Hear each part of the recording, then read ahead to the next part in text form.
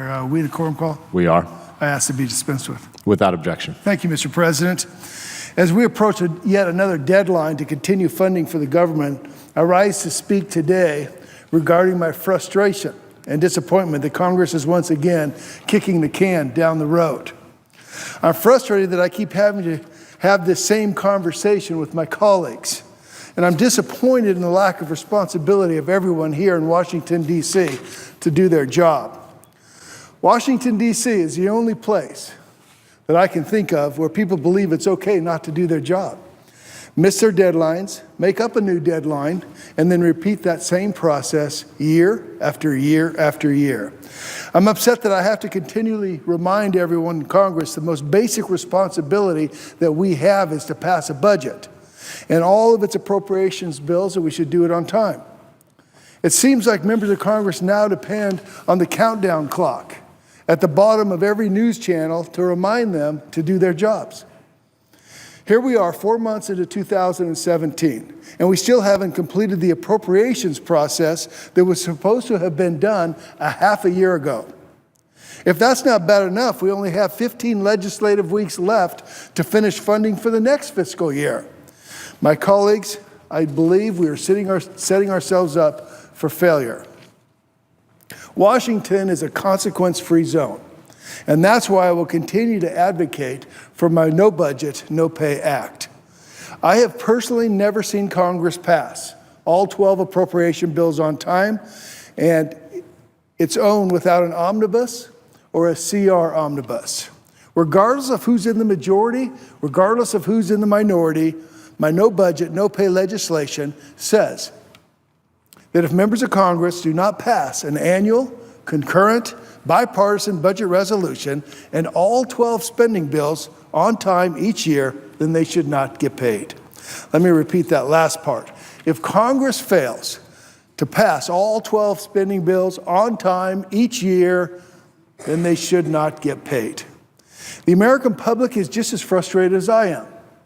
Since I've introduced No Budget, No Pay, I've been getting so many positive support for this idea. We have a woman by the name of Patricia from Fernley, Nevada, who wrote me to say no budget, no pay is long overdue. Dorothy from Henderson, Nevada wrote me to say and said no budget, no pay is a wonderful solution.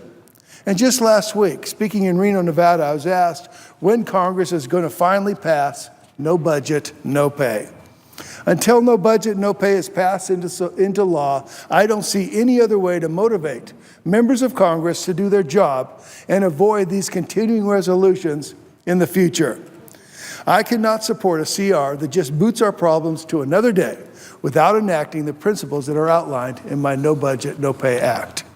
There are important issues that need to be addressed through the appropriations process. For my home state of Nevada, we're looking at proposals from this new administration to cut funding to vitally important programs such as the Southern Nevada Public Lands Management Act, better known as SNPLMA, or the payments in lieu of taxes, or what is better known as is the PILT program.